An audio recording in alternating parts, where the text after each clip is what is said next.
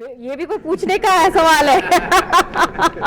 मैंने सोचा आप मेरे से दावेदारी कहीं और का करवा रहे हो।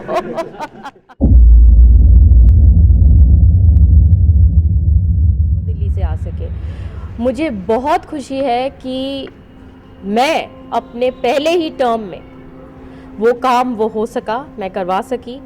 और ये मुश्किल काम था क्योंकि एनसीआर रोहतक तक आ चुका था, रेवाड़ी तक आ चुका था और फैलाव बहुत हो चुका था।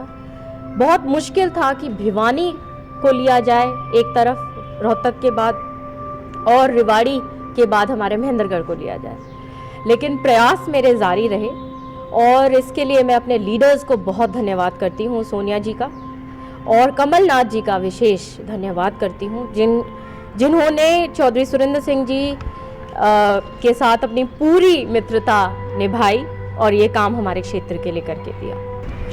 ये तो बात आपकी सही है।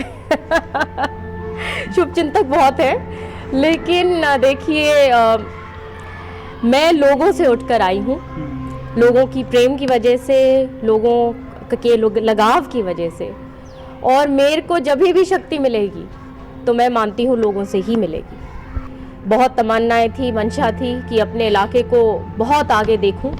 कई कामों में मुझे सफलता मिली, कई काम नहीं हो पाए, लेकिन जो हो पाए वो भी कोई कम नहीं है सांसद के प्रयास से। और उन कामों को लेके, चाहे ये नेशनल कैपिटल रीजन की बात हो, चाहे पाला शब्द प्राकृतिक आपदाओं में शामिल करवाया, पहली बार हमारे पूरे दक्षिण हरियाणा में 31 करोड़ रुपया मुआवजा हमारे किसानों के बीच में वो बटा।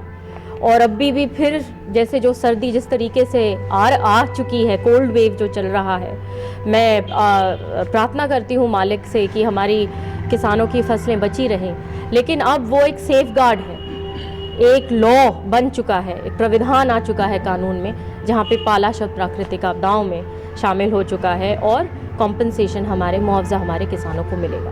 तो इस इलाके के लिए एक बहुत बड़ी उपलब्धि है और ये केवल पार्लियामेंट ही कर सकता था। अब इसको कोई लोकल लेवल पे कोई कहे हमने कराया, हमने करवाया, ये सब फालतू की बातें हैं। ये पार्लियामेंट में आप आवाज़ उठाएंगे, अपने लीडर्स से मिलेंगे, तब ये जाके ये काम हुआ है। शरद पवार जी, सोनिया जी बहुत ज़्यादा इन्होंने इंटरेस्ट लिया मेरे कहने पर, और एक चिट्ठी भी मैं गर्व से कह सकती हूँ कि सोनिया जी ने मेरे को लिखी कि तुमको कामयाबी मिली, मैं कंग्रेचुलेट करती हूँ। तो ये एक इस इलाके के लिए बड़ी बात रही।